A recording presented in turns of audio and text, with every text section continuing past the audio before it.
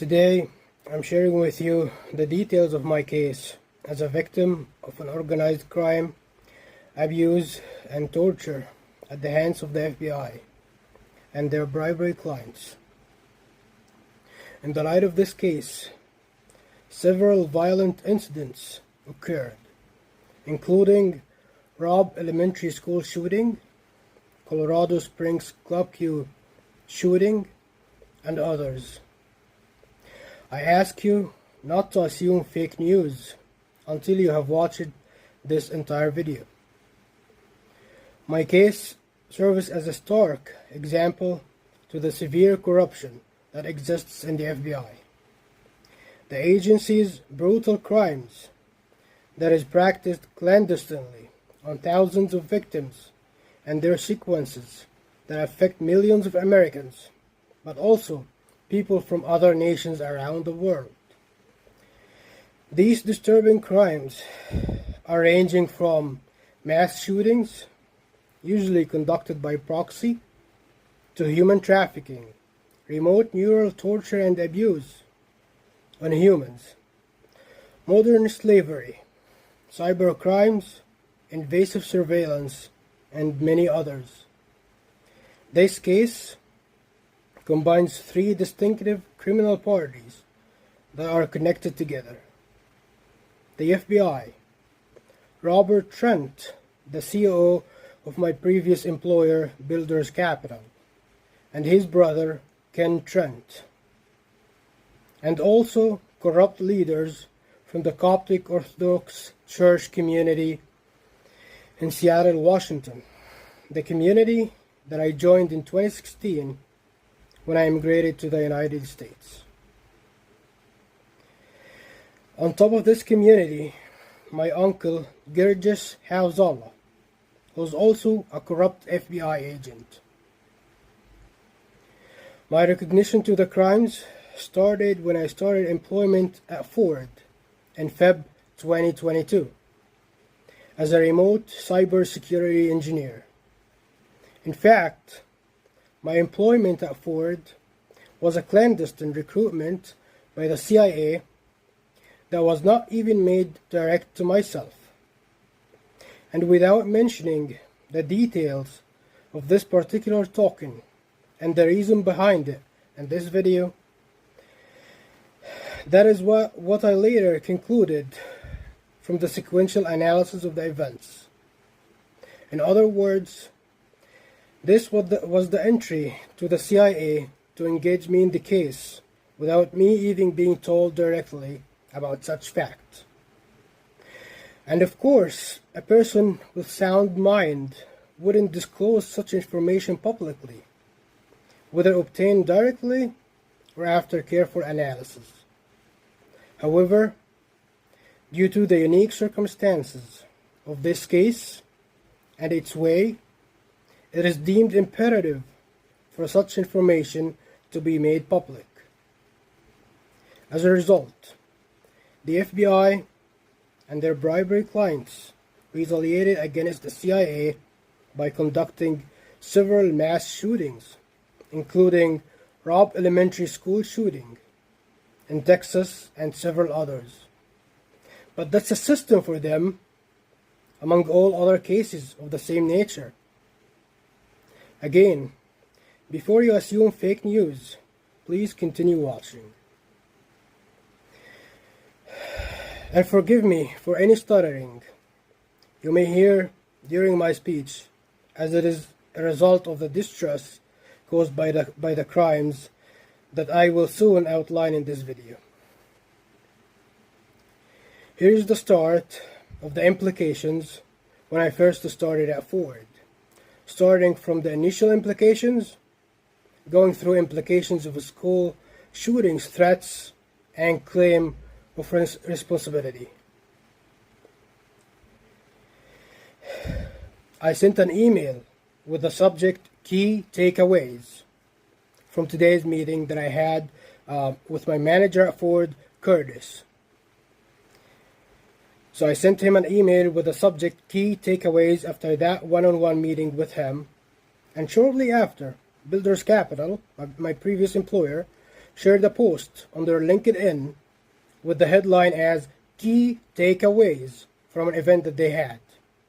So right after me sending that email to Curtis, my manager at Ford, with the subject "Key Takeaways," Builders Capital follows up with another post on their LinkedIn as "Key Takeaways."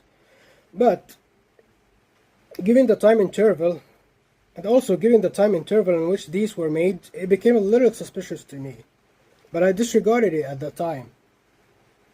But then, I sent a group email at Ford to several members, including Curtis and another manager named Daniela, in which I added to that email, I wrote, "Adding Daniela for visibility." And not too long after from my email, Ken Trent posted 2 consecutive posts on his LinkedIn with the caption as "Sharing for visibility." So right after I said "adding Daniela for visibility" or "adding for visibility," Ken Trent posted 2 posts on his LinkedIn right after saying that "sharing for visibility." And here they are using common, distinguished, or leading keywords to conduct the harassment implication upon.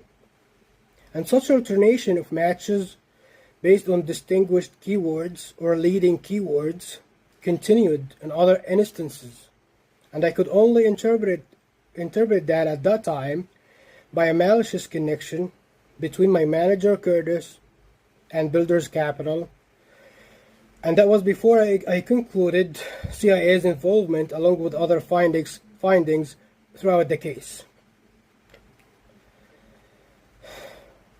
I then sent a complaint. I sent a complaint email to Laura Lane, who's a senior leader at Ford, and she's above Curtis. I was complaining about indications of cybercrime from my manager in the form of a constructive feedback. Again, that's what I could interpret at that time prior concluding CIA's involvement in the case and other aspects. And shortly after me sending that complaint email to Laura Lane, shortly after, Ken Trent followed up by making another post on his LinkedIn while including the name Lane several times in the form of a noun, such as my lane, your lane, our lane. Those were incorporated into his writings of that post several times. So right after I sent a complaint to Laura Lane complaining about cybercrime and the indication of malicious connection to Builders Capital, Ken Trent from Builders Capital makes his post while including the name Lane several times in a form of harassment. And the alternation of implications did not stop there. Those were only few out of many on the professional work level, but they extended further to the personal level as well. Keep in mind, we still did not get to the implications of school threats and incidents yet. Please continue to watch. In almost the next liturgy, after me sending that email to Laura Lane and Ken Trent making a harassing post about it, in almost the next liturgy that I attended at the church, the priest started saying, "Stay in your lane." And he repeated the lane name or like keyword several times during his liturgical talk while stressing on the keyword. Like the verbiage, he was stressing on it. And I'm actually not blaming the priest. I know that he was directed. I know that he was forced to say that. Then on a private WhatsApp group that included members of the church community, the Coptic Orthodox Church community in Seattle, Washington, I sent a text message on that group by saying, "I don't know Mario personally, but..." And then I continued with the rest of my reply. Shortly after me sending that message, Ken Trent posted another post on his LinkedIn and said that, "I don't know Sarah personally, but..." and then continued with the rest of his text. So it's exactly matching my text. I sent that message over WhatsApp, a private WhatsApp group that he's not included in, neither anyone else from Builders Capital, while saying, I don't know Mario personally, but, and then Ken Trent follows up by another harassing post on his LinkedIn and says, I don't know Sarah personally, but, and it is very clear the use of identical keywording that are precisely timed and aligned with my interactions, either at the work or the personal level. Distinguished or leading keywords is one of the key elements, or are one of the key elements that this mafia network, including the FBI, deliver their implications upon or through, which is done over several mediums, including social media. And the social media platforms' altered algorithms complements the targeting of such posts to target their victims. They rely on elements, commons, dependencies, and the formation of targeted set of patterns to carry out their schemes and deliver implications through. I then noticed a new post by Builders Capital on LinkedIn, the actual page, for two new hires, that their last name is Semyonova, as in Semyon Nova. I instantly remembered the former employee at the company named Semyon Minshew, whom I received the notification about his death on the same exact date of my wrongful termination day from Builders Capital, which was October 6, 2021. At such instance, and with the current implications at that time, and the totality of the circumstances, I was able to interpret Simeon's death as a death threat, coming to a realization that Simeon's death was not natural, that is, given his circumstances around his termination from the company that I witnessed, his possession of sensitive data that belongs to the company, similar to the sensitivity of my position that I held, which was in fact much more sensitive than his position. I then decided to submit reports to the FBI in the form of tips online through their websites fbi.gov and ic3.gov for cybercrime. I described the crimes by a national security threat. This was before me realizing their involvement in the crimes. I submitted a total of 3 reports. Again, I described the crimes by a national security threat.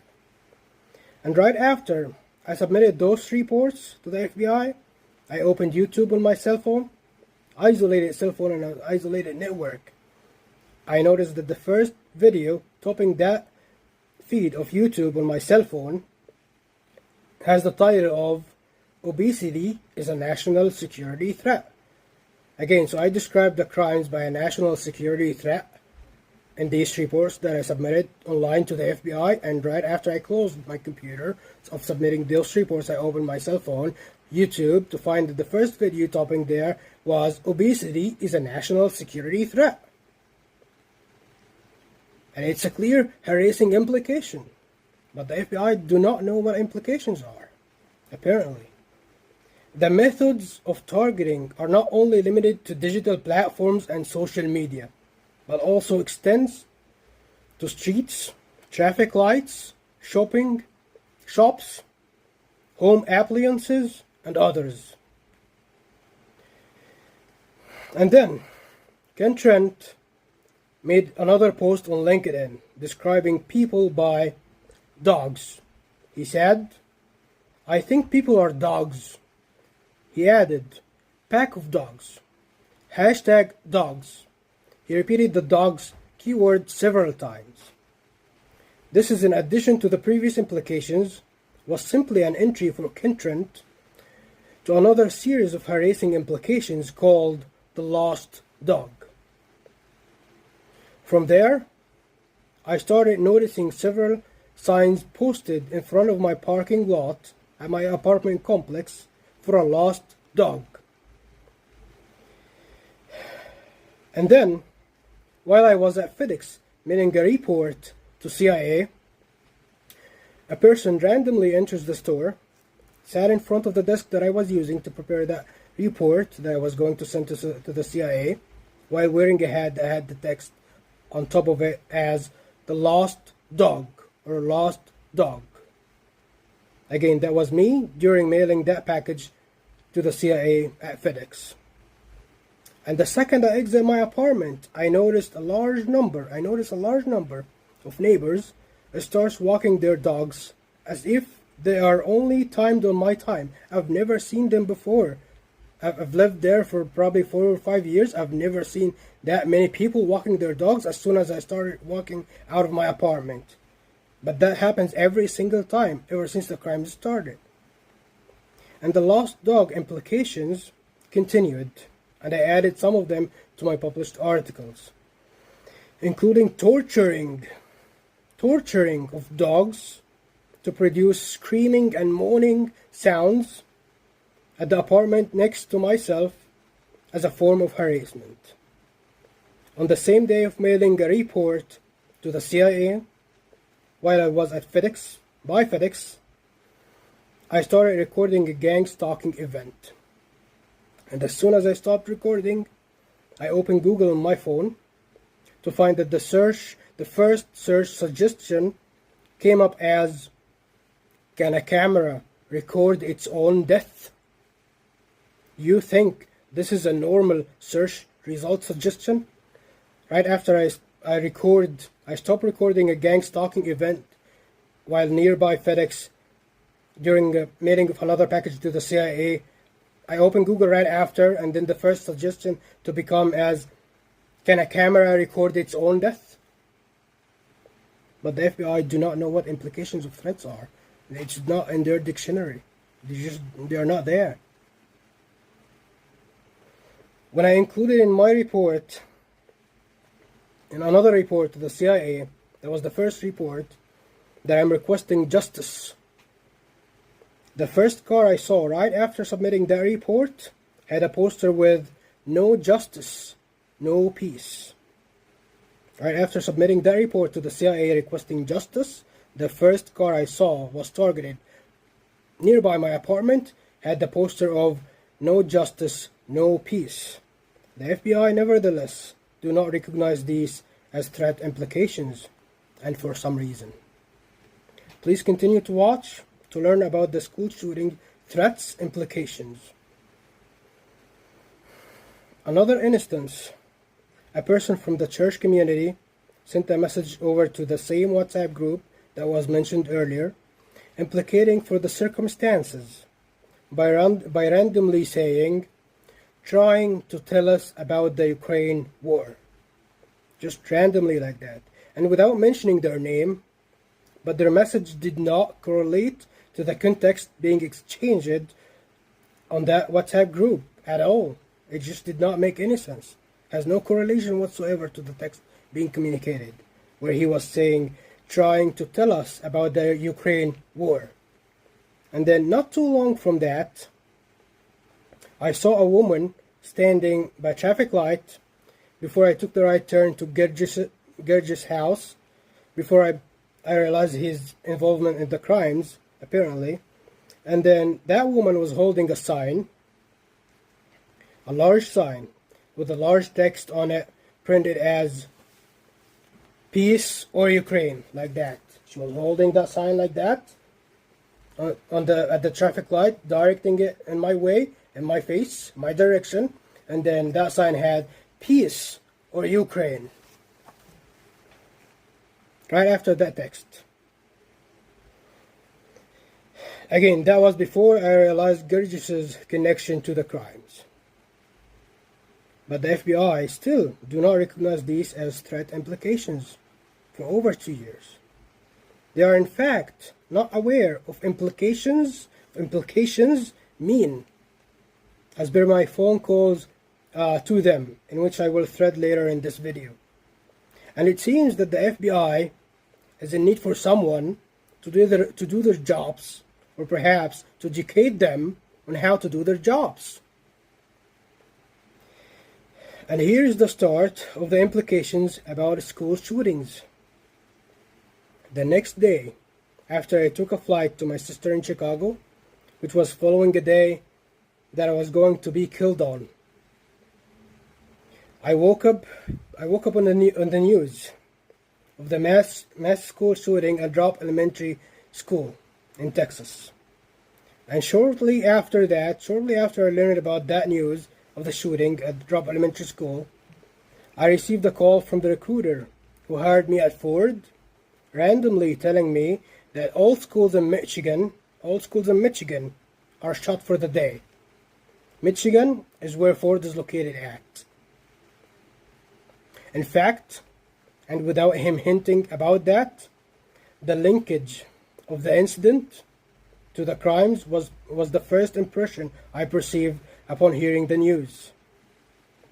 The shooting was simply retaliation against the CIA. And the key here is that the FBI is bribed. And when an authority or an agency tries to address and rectify injustices in a way that does not satisfy the FBI's clients, those clients resort to violence as a way of imposing and forcing their will. And the FBI cannot say otherwise or investigate because of the larger crimes that are being committed behind such bribes. That if such crimes were to be exposed, it could result in the dismantling of the entire organization, of the entire agency. The FBI finds no choice but to cooperate to those threats and the shootings themselves in the form of a proxy setting. Have you ever seen a law enforcement agency that pathetic and that compromised? The implications of indirect claim of responsibility in addition to threats to further school shootings continued across all mediums. And that is not the only shooting incident that the FBI and their bribery clients committed in the light of this case. But again, it's a system for them among all other cases of the same nature. Here are some of the implications in regards to school shootings. Again, that is during and after my employment at Ford, and more importantly, while documenting the crimes and mailing packages of reports to the CIA. I would be driving on the road, and at every single intersection on that street that is branching out from that road, there will be a school bus hitting the traffic light that comes to a sudden stop upon me approaching that intersection, without regards to school timings, either openings or closings, or even weekends.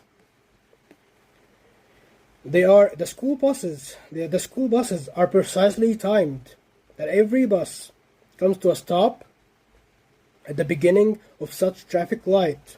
By the exact time that I approach such an intersection, only on one street. Apply that on around 15 intersections at one street at a single time, and that happens every day, ever since, including weekends.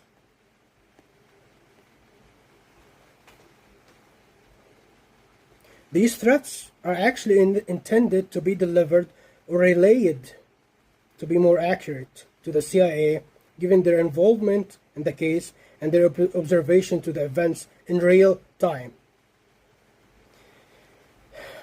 Another instance, I open Apple Maps or Google Maps on my phone to look up a place to go to. I find that the primary photo of the street view for that place is featuring a school bus, randomly. Any place that I look up on Google to be featuring a school bus be taken in that picture.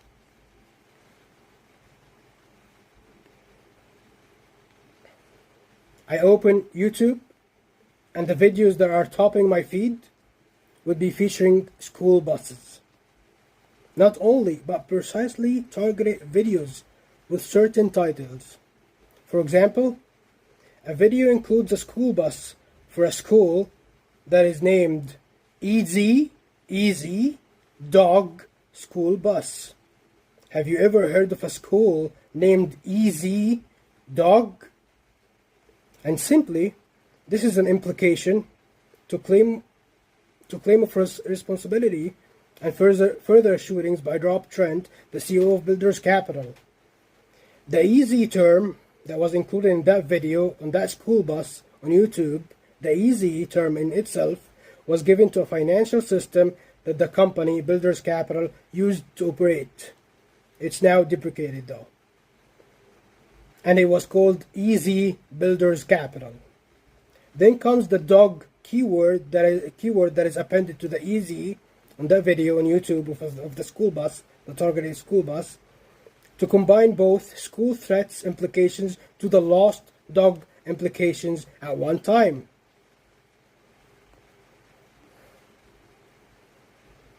And with all the other implications and the totality of the circumstances, this was a clear, direct, dual implication for claim of responsibility for the incident and further school shootings. If you continue involvement in the case to the CIA, we will do more shootings. That is in addition to several other videos that would be featuring school buses with the title as True Cost. True Cost. School buses. Here are the school buses. Here's the true cost. And the name may be actually belonging to a YouTube channel. Sorry for my stuttering. I'm really affected by the crimes, and I will explain that later. The name may be actually belonging to a YouTube channel, but the dual interpretation of it intends to deliver a threat as if they would be saying that's the true cost of your involvement to cleanse the corruption, pretty much.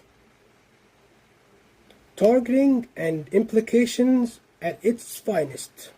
But the FBI do not know what implications are, and they are not there. The agency is vanished.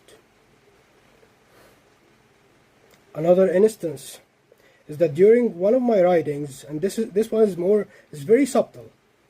During one of my writings to the CIA, I received a missed call from an unknown number. At the exact time I was writing that report, I was curious to find out who called me. So I looked up the number on Google, and the first result that came up on Google was featuring a place called Imagine a Children Museum, which matched my writings in that report, in which came as Imagine a Criminal Like That. So in that report, while I was writing Imagine a Criminal Like That, I received a phone call from an unknown number. I looked up the number right after that because I was curious, and then the first search result that comes up on that regarding that number is as Imagine a Children Museum. I type Imagine a Criminal Like That to CIA, and then the first search suggestion, Imagine a Children Museum, and my report was about school shootings and threats that I'm witnessing in real time. So picture yourself documenting a criminal event and writing that, Imagine a Criminal Like That, and the first search result shows up on your computer at the same exact time to be Imagine a Children Museum. How would you interpret that by? Again, providing those information on a silver plate to the FBI, the law enforcement agency of the country, does absolutely nothing, and those criminals are on the loose, committing more crimes day after another. Then suddenly, everything around me, while in Washington or Chicago, became about Texas and Austin to match with Austin, the capital of Texas. For example, I come back to my apartment in Linwood, Washington. I find a parked car with Texas license plates taking my reserved parking spot. Other cars with Texas license plates cut me off on the road while driving. They are very targeted. They cut me off on the road intentionally with the Texas license plates. Again, those are not in Texas. Those are in Washington state. And as if the entire residents of Texas migrated to Washington with their cars with the Texas license plates. But surprisingly, more surprisingly, exist at the same exact time and place where I'm at, but also cut me off intentionally on the road. And the CIA is monitoring, you remember? How else would you interpret that by? Again, the FBI are not there. The FBI perceive these as normal and refuses to investigate. Do you know why? Because they are crooks, bribed, and involved in these crimes. I then started to receive several missed calls from Austin, Texas. Random missed calls from many unknown numbers, originating from Austin, Texas. Several voicemails left to my number with threatening verbiage that claimed to be addressed to a person called Austin. The voicemail is uploaded to my YouTube channel if you would like to hear to listen to it. If I open Uber or Lyft apps to get a ride, I find that the account that is linked to my name, named after a person named Austin. I go to do a blood test, the nurse would be named Austin. I go to take a passport photo at Walgreens, I find an existing account linked to my number with the same name as Austin. Obviously, they may just justify it by saying that the name of the previous owner of that number is Austin. Is that really a coincidence alongside the other patterns of Austin and Texas? Or is it an intentionally made-up coincidence? Me as an FBI with oppressive and abusive powers, I'm going to link the number at the carrier level to someone who's actually named Austin, so that if questioned or interrogated, that would be the justification. Have you seen more nadness? I exit my apartment. I then noticed an exploded truck that is in yellow color is placed right in front of the exit where I live. Exploded yellow truck, because they use the yellow color to deliver threat implications in regards to school, matching with the school buses and everything that is yellow in regards to schools. That is the art of the implications by the FBI mafia. And another instance, the maintenance person leaves my apartment while saying to me in this manner, "Don't go to Texas." That was his ending statement right after leaving, completing the repair work. While leaving my apartment at the door, he says, randomly like that, out of context, "Don't go to Texas." In that manner. And then he left. I didn't know what to say, to be honest. He said, "Don't go to Texas." Randomly like that.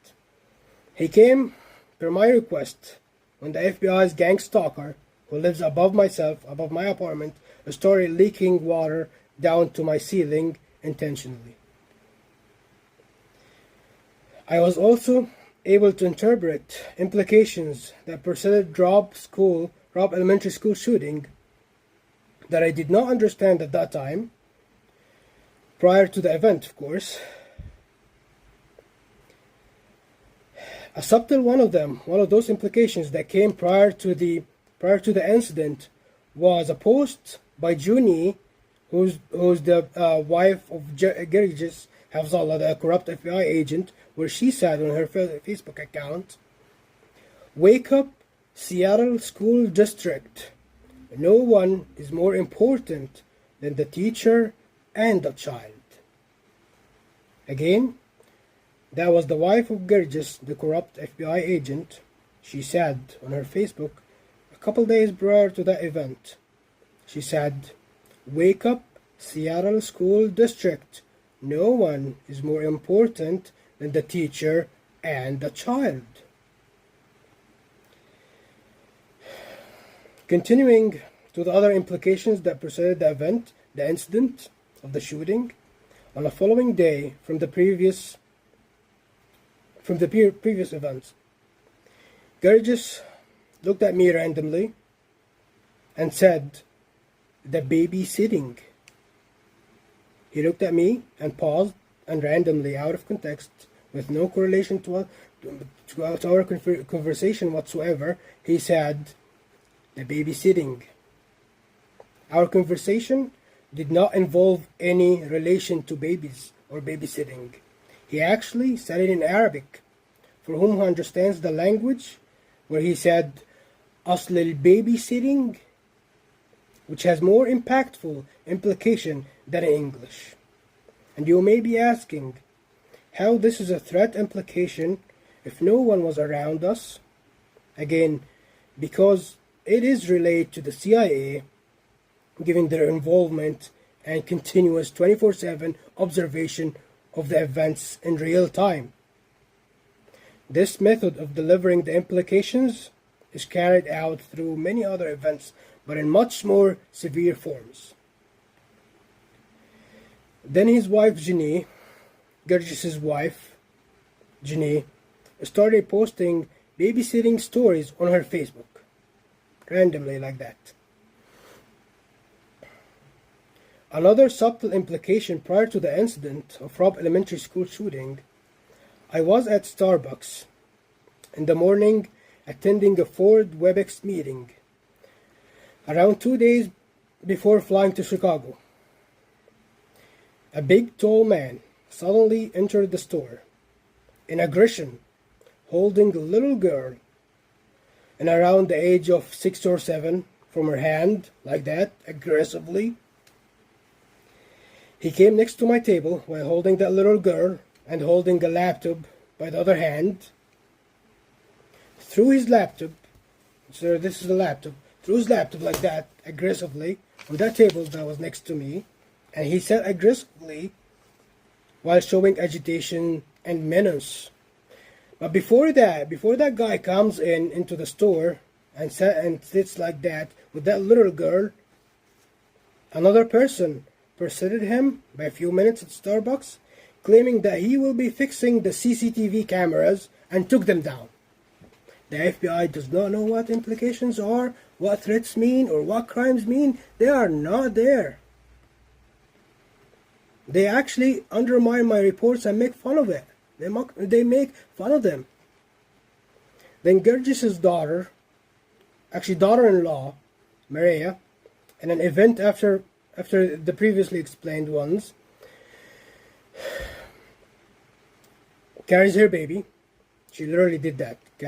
She carried her baby, aligned herself with my angle, with my standing angle, from a distance, and then at that event, and then she started babysitting her baby like that. You see? So let's assume this is a baby. So she stood, she carried her baby, stood, and then aligned her angle exactly with my standing direction at a distance, and then she looked at me, staring at me,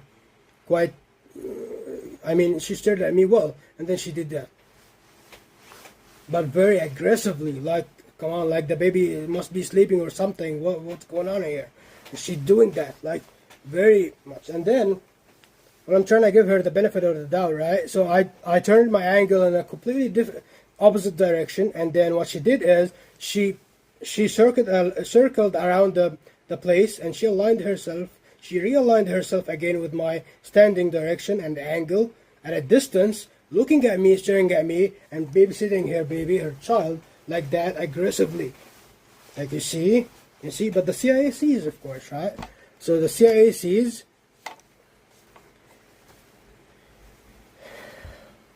And that's what happens. These are the implications. It's just a complex case.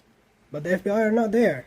Those are the people with the intelligence capabilities and complex analysis that they claim on their websites, but they refuse to investigate because they are bribes. They are involved in the crimes.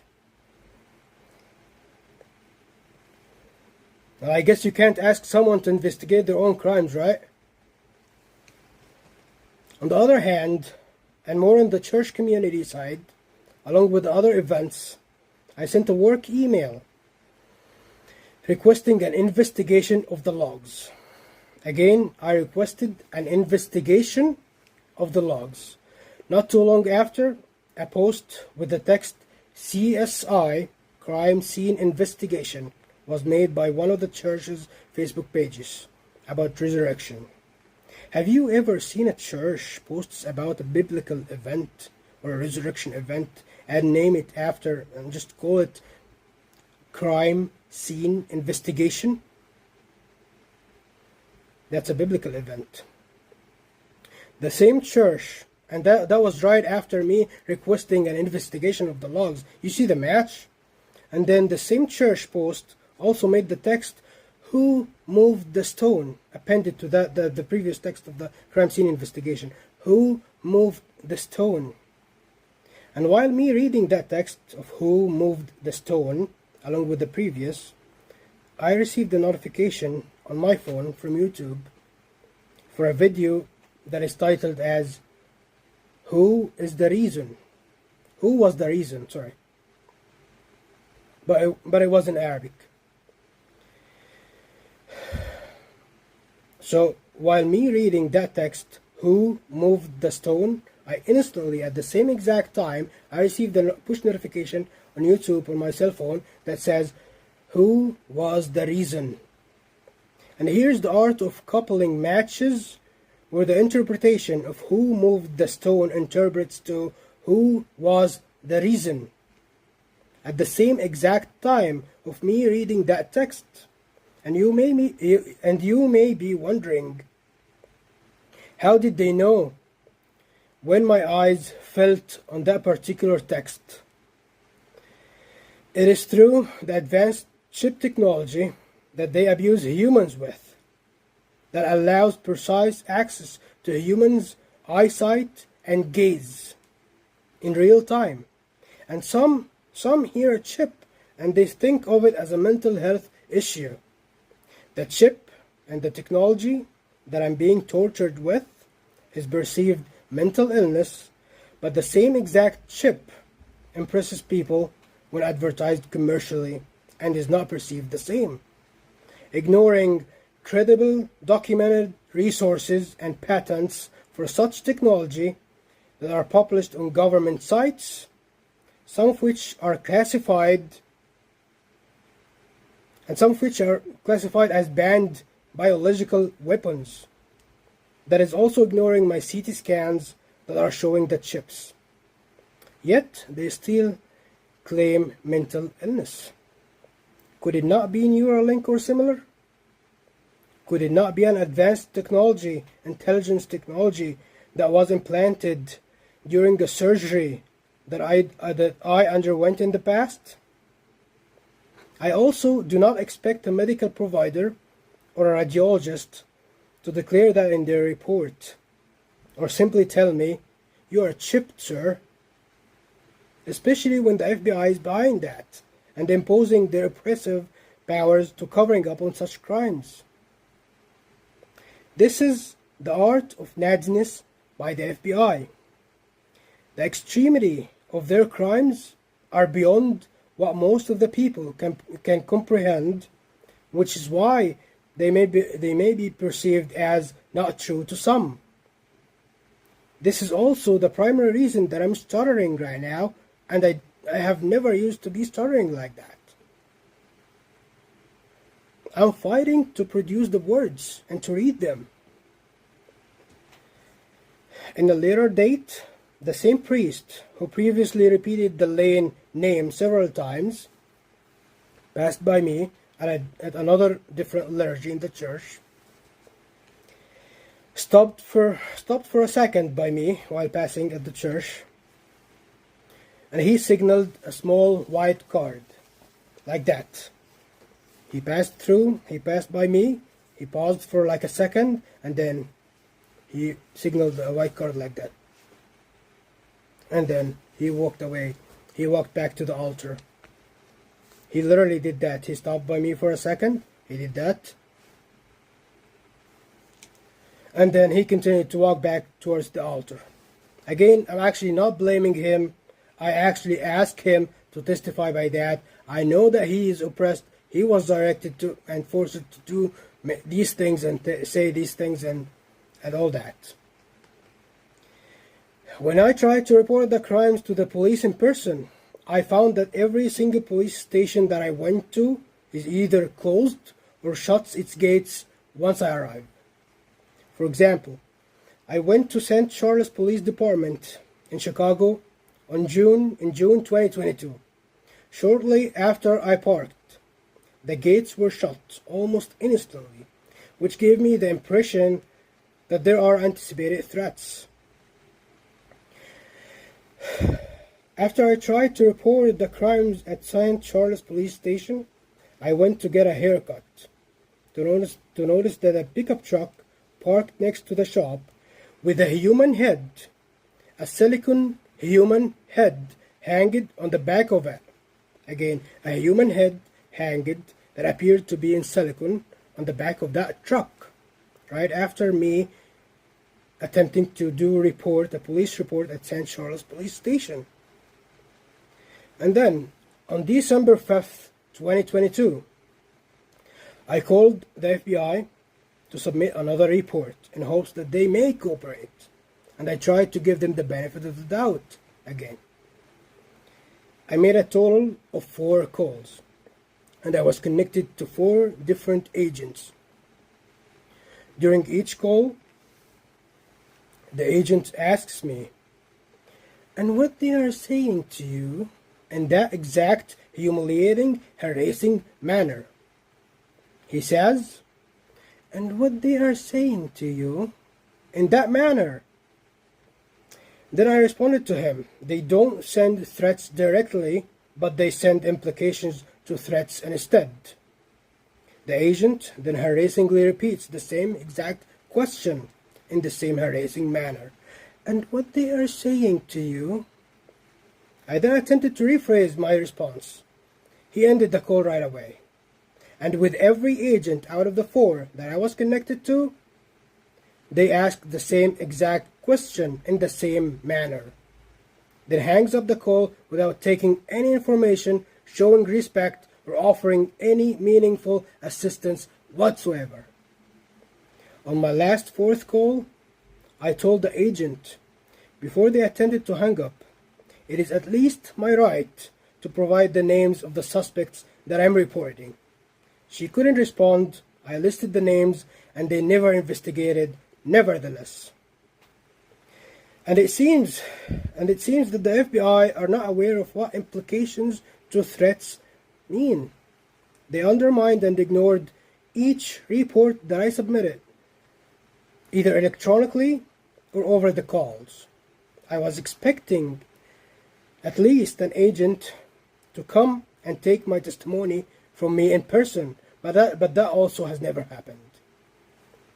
The FBI, until this time, since April 2022, and with all the publicized articles, videos, material, and so forth, they have not moved a single toe towards an investigation or an arrest of any of the reported criminals. Forgive my stuttering. Neither they are daring to provide a single comment or a response on the case. That makes it over 2 years on this case. The threats are continuing. The number of victims is increasing, but the FBI seems to be vanished. Do you know why? Because they eat. They are involved in these crimes. The FBI is bribed, severely corrupt, and they shall be defunded. They are the killers of your kids at schools, the primary sponsor of violence, shootings, cybercrimes, invasive surveillance, and many others. Do not be deceived by the carefully crafted videos that the FBI shares on their social media, showcasing their directors, or shall we say dictators, in sharp suits with the American flag pinned on them. along with a touching audio added to the background. These videos are designed to manipulate your emotions, persuade you to trust their claims, and intend to divert people's attention from the agency's unjust acts. And despite any good deeds that the FBI may have done, their unethical actions far outweigh any positive contributions. The FBI are no more than plastic patriots. It appears that we are in need of a higher authority or a force to take a prompt corrective action. These criminal individuals who performed the shootings are likely encouraged to commit such violent acts in exchange for significant monetary gains for them or their families, only for their true motives to be claimed as unknown after such incident. To the FBI, or those with powerful connections to the agency, the prospect of manipulating criminals for personal gains is quite realistic. Promises of leniency and sentencing or early release can be used to attract such individuals to carry out those acts. There is evil in this world, and it is signified in the FBI. The agency operates a mercenary business based on bounty offers for their bribery clients to conduct forced marriages, setups to imprison the innocent, the sale of intelligence capabilities and data, including classifieds, and many other unlawful acts. As I indicated in my previous video, I'm using remedies to manage and cope with the pain caused by the neural torture, allowing me to speak and present myself. And while these remedies provide some relief, they do not completely eliminate the torture, and I am still enduring unbearable pain and abuse throughout the day that will lead to my eventual death. My ability to speak in my videos is a testament to my resilience in the face of such abuse. But more importantly, the intentional, significant lessening of the practiced torture so that my speech in itself serves as a negation to such claims of neural abuse. But severe forms of neural torture continues 24/7 outside of that small window of time. In other words, if I appear to be speaking normally in the video, then I must be lying. Have you seen more nadiness? That is also called the art of trickery and deception. The FBI has destroyed my life, harmed me financially, causing me a disability through continuous neural abuse and torture that no one should have ever to endure, leaving me unable to carry on with my daily activities. This destructive pattern is not an isolated incident to me, as many others have been targeted by the FBI.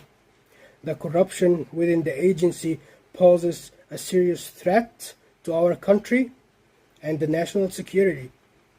It is imperative that we address this issue and hold those responsible for their actions. Again, the FBI are the killers and the murderers of your kids at schools, the primary sponsor of violence, shootings, cybercrimes, invasive surveillance, and many others. I urge the news agencies to bring the spotlight on this case urgently. I also call upon the United Nations, Human Rights Watch, the Office of the High Commissioner of Human Rights at the United Nations, Amnesty International, and other human rights organizations to address this situation as soon as possible in order to eliminate these horrific acts of torture and enslavement and put an end to this atrocity. This is only a summary to one side of the case, but it is extremely larger and severe than this. My contact information can be found on my website and social media profiles for those who are wishing to reach out. I reserve my right to the freedom of speech. I urge all those who have watched this video to help me spread the message across the internet, TV, news, and media in the United States and beyond to ensure that the FBI crimes are exposed to every corner of the world and that those responsible are held accountable for their crimes. Thank you.